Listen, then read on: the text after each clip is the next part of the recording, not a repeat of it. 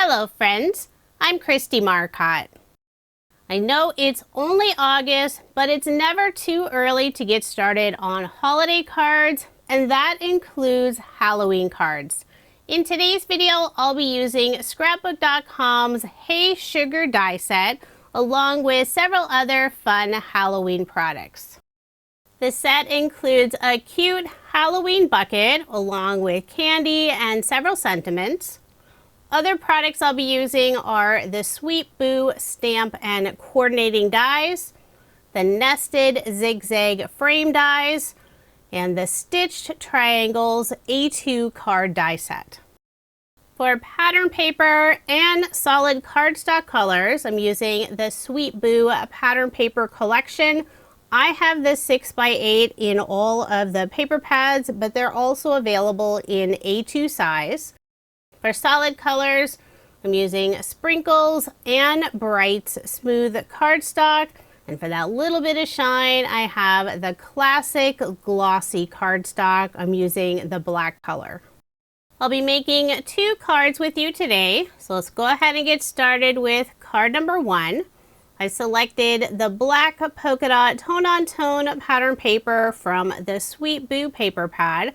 And I've already cut it out using the stitched triangle dies. I'll be adding the 4 triangles on a piece of silver holographic paper, and this is from Scrapbook.com's holographic mirror paper pad.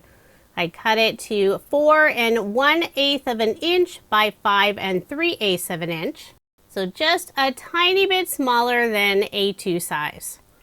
Now I'll add all 4 triangles, starting with the 2 larger triangles.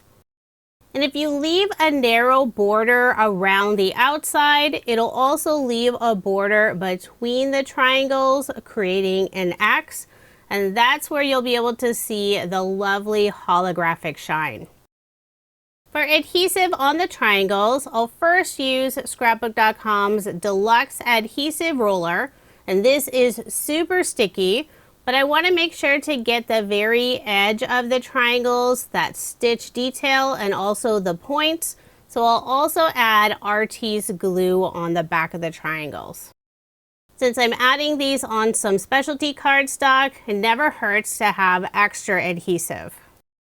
I'll start by adding the 2 side triangles, the longer triangles. Then I'll add the shorter one, first at the bottom and then at the top. And when adding them, I'm trying to leave about the same border around the outside, so that holographic paper. I love the look of the holographic mirror paper, the way my lights are hitting it. Beautiful rainbow of colors. While I let those dry, I will place a large acrylic block on top for some added weight. And even though I did cover up most of the holographic paper, it still has those borders, and when I tilt the card front, you can see that gorgeous shine. Now I'll put adhesive on the back and layer this piece on some black cardstock, and this black cardstock piece is A2 size, 4 1/4 inches by 5 1/2 inches. Now I'll add my card front onto a card base. I'm making a vertical card and I have the fold at the very top. So when I adhere the card front, I always start at that folded edge, and I'll do it upside down since that folded edge is closest to me. I want to make sure to get it lined up perfectly. So I'll set aside the card and start working on the jack-o'-lantern candy bucket. I use the darker orange solid from the Sweet Boo pattern paper. I love that they include some solids that work beautifully with the rest of the pattern paper. I darkened the outside edge of the candy bucket using Catherine Pooler's Flame ink. Now I'll flip it over, add some clear double-sided adhesive tape on the back side. This is the 3/4 inch tape from Scrapbook.com. And I'll inlay the jack-o'-lantern's face. The yellow color is from the Bright Smooth cardstock paper pad, so it has that nice vibrant look. The 2 eyes, they look the same, both triangles, but they only fit in one spot. Once I have the 4 pieces in place, I'll flip it over, remove the release paper. Now I'll add artiste glue along the outside edge of this piece and adhere it on the background piece, which looks the same except it also has the handle. And I cut this out using the light peach solid that's included in the Sweet Boo collection. So there's the jack-o'-lantern candy bucket all assembled. So now we need to add some candy, but first we need to assemble the different candies. For the little candy with the wrapper, I'm adding the tiny bat image. And I use a black glitter paper for the bats. It's included in the Mixed Metals glitter paper pad. Some of the candies are wrapped, others are not. We always had the rule, anything not wrapped, you had to throw away. And I've continued that with my kids, although they're a little too old for trick-or-treating now.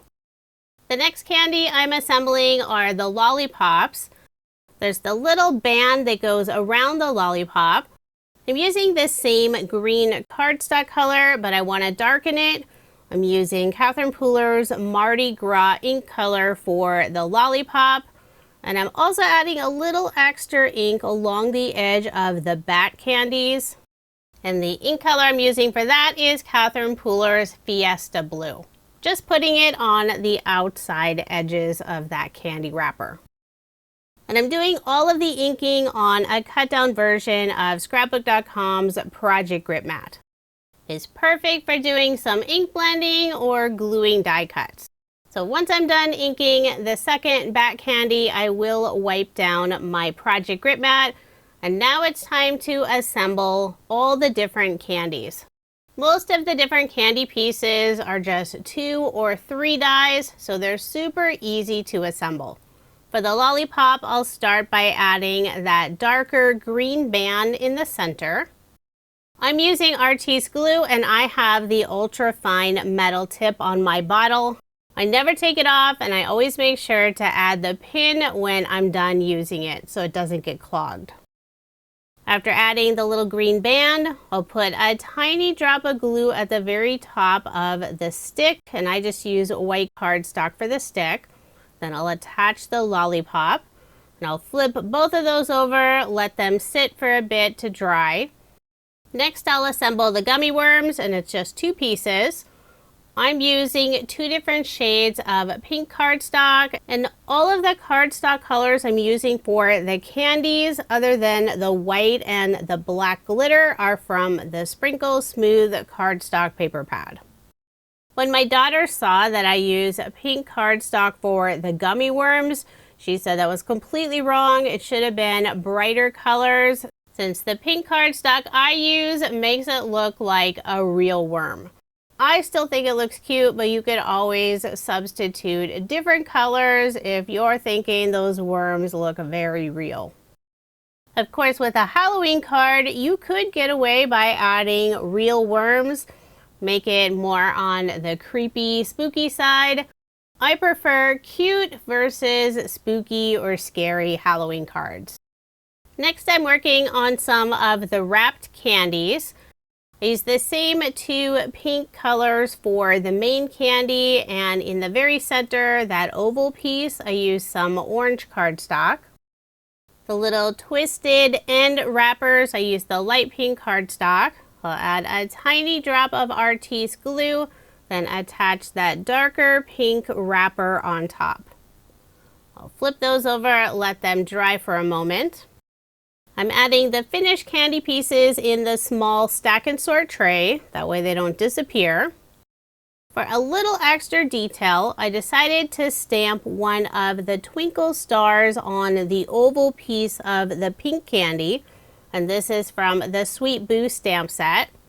I'll add the stamp on the small round acrylic block from Scrapbook.com, and I'm using Catherine Pooler's Flame ink color. I think the star adds a fun detail, although I do end up covering one of them up completely once I add them inside the candy bucket. So there's all the candy assembled. There are other options on the Hey Sugar set, but this is what I'll be using for the first card. I will pop up the bucket. I grab the small and large foam squares from Scrapbook.com. These are the 1mm thickness, so it'll add just that little bit of dimension. I'll add them on the back of the candy bucket, just not along that top edge. That way I can tuck some of the candies inside. I'll remove the release paper, adhere the bucket on the front of the card. And now it's time to fill this bucket with yummy Halloween candy. I'll add the pieces that will be in the back first, and then work my way toward the front. Start with one of the pink candies, putting it on the right side. Then I'll add the blue candy with a bat in front, again on the right side.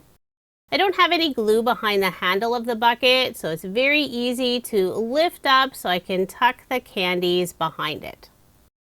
Next, I'll add one of the gummy worms, and I did trim off the bottom since I knew it would be covered up with the bucket. Glue on the back, adhere that about in the center.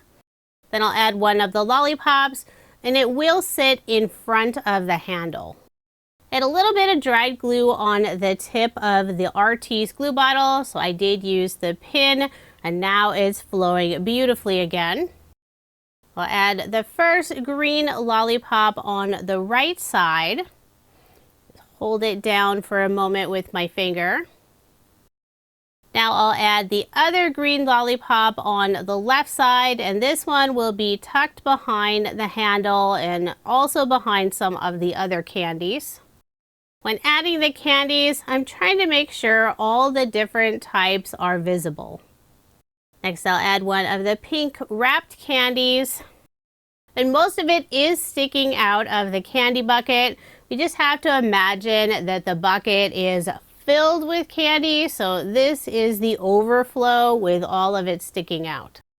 I added the last wrapped bat candy, and I put it at the opposite angle as the previous bat candy. Next, I'll add another gummy worm, putting it on the very left side, and it's almost completely out, so it's just hanging off the edge of the bucket. All that's left is another gummy worm. I cut it in half, and I have the darker pink area curling around the edge of the bucket. But I'll also tuck in one of the light pink halves in the bucket about the center. I grabbed the half that didn't have as much of a curve on it. So there's the candy bucket, all full of yummy treats. I'll set aside the card for now and start working on the sentiment. With the darker black background, decided to stamp the sentiment on black cardstock, but I will be heat embossing using some white embossing powder. I first need to pre-treat the cardstock with some anti-static powder, and this is from Pink and Maine. I am stamping with my Mini Misty, want to make sure to get a nice solid impression. The ink I'm using is Scrapbook.com's Embossing Premium Clear Ink. And the embossing powder is from Brutus Monroe. It's the alabaster color. I just grabbed a scrap piece of white cardstock, dumped the embossing powder over the stamp sentiment, and then gently flicked off the excess just using my finger. Now I'll grab my Wow heat tool and heat set the embossing powder. I love how bright this white looks on the black. So once that cools, I'll cut it out using the coordinating die. First, I'll wipe away some of the extra anti-static powder. Grab the die that goes around the sentiment, and I'll hold it in place using mint tape. I'm using the 1/2-inch size roll. I'll run it through my Platinum 6 machine, and it cut out beautifully. I will be popping up the sentiment using foam dimension. Since I have black cardstock, decided to use black foam. I'm using the 1/4 inch foam roll in the 1mm thickness. And I'll cut some smaller pieces, making sure to get good coverage behind the sentiment. I'll remove the release paper and add the sentiment underneath the candy bucket. I really like the look of the white sentiment on black cardstock. It really helps the candy bucket pop against that dark background. For a final finishing touch, I'll use a white gel pen and add some highlights on just a few of the candies. I grabbed a scrap piece of black cardstock, scribbled off a little bit of the ink, want to make sure it's flowing nicely. Then I'll add the highlights on the lollipops, the back candies, and also the pink wrapped candies. I also put a few highlights in the eyes of the jack-o'-lantern. Now, even though I used the anti-static powder, there were a few small white embossing stray areas. I'm using a black pen. This is from Scrapbook.com. It's their ink roller pen. And I'm covering up 2 of those larger white areas with the pen. So now it doesn't stand out as much. So there is my finished card. I think this one turned out so fun. I love the holographic shine. Now moving on to card number 2. This card also features the Hey Sugar die set. For the background of my card, I'm using the black heart tone-on-tone pattern paper. This is from the Sweet Boo pattern paper pad. I cut it to A2 size, so 5.5 inches by 4.25 inches. I'm adding the largest size zigzag frame, and I cut this out from the black glossy cardstock, so it has this lovely shine. I'll put Artiste glue on the back, adhere it down, and it does leave a border of the pattern paper. I'll place a large acrylic block on top, let that sit for a few minutes. Want to make sure it dries nice and flat. I've already assembled the jack-o'-lantern candy bucket. This time I used the 2 shades of pink from the Sprinkle Smooth cardstock paper pad. For a sentiment, I'm adding Hey Sugar, and the dies for the sentiment are included on the Hey Sugar die set. It has the outline piece, and I use more of the black glossy cardstock. The pink and orange cardstock I'm using for the sentiment are from the Bright Smooth cardstock paper pad, so they're very vibrant. The word sugar is 2 pieces, the capital S is separate, and then the rest of the word is 1 piece. I'll put glue on the back, adhere those down. For the word hey, I use the pink cardstock, and those are all individual letters. And I think the sentiment is very easy to line up on the outline shadow piece. For the exclamation point, I use more of the bright pink. And since I'm adhering them on the glossy cardstock, some of the pieces are slipping around just a little bit. Once the glue dries completely, they're not going anywhere. I picked up the small dot of the exclamation point using the wax tip end of the Craft Pro Pick tool. So once I'm happy with the placement of the sentiment, I'll place an acrylic block on top and let that sit so the glue dries. Since I showed how to assemble the candies for the previous card, I've already assembled them for the second card. I'll add the pink jack-o'-lantern candy bucket on the left side of the card, and I've already popped it up using black foam from Scrapbook.com, the 1mm thickness. After removing the release paper, I'll adhere it in place. Before adding the sentiment, I'll tuck all of the different candies inside the bucket. I'm adding some of the same candies I used on the first card. I switched up the color for the gummy worm, used the green and the blue. I have orange lollipops. For the wrapped candy, I used purple cardstock and added the bone image on top. And I'm also including the little eyeball wrapped candy. And for the other wrapped candy with the oval label, I use light pink cardstock, purple cardstock for the oval, and for those wrapped ends, I use some brushed white cardstock from Spellbinders. I'll add the eyeball candy in the center, then put some of the gummy worms sticking out of the bucket, just like I did on the previous card. The handle was sticking up a bit, so I did put a little bit of glue behind the handle area that sits on the orange lollipop on the right side. One of the gummy worms will wrap around the right side and the other will be on the left side. I still have 3 more candies, and I'm not adding them inside the bucket. Instead, I'll add a small pile of candies on the right side of the bucket. I'll start by attaching the wrapped candy with the bone with one of the gummy worms. The blue side of the gummy worm will wrap around the front of the bone candy, and then the green portion will be slightly behind. Once those 2 pieces are together, I'll put artiste glue on the back, adhere it in the lower right-hand corner. Now I'll add the final candy in front on the left side of that small pile. I still have the blue cut off portion of one of the gummy worms. Thought about tucking it inside the bucket, but decided there was enough candy already. The sentiment will go in the upper right-hand corner. Part of the sentiment will overlap the bucket and the candy. Behind the area that doesn't overlap, I will pop it up using more foam. I'm using the black foam roll in the 1mm thickness, and I'm cutting small pieces of foam using the titanium scissors. I won't add any foam on that very right side, so basically behind the S and the U.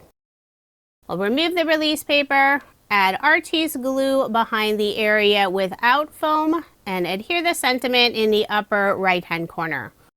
I love how vibrant the sentiment is against the black glossy cardstock.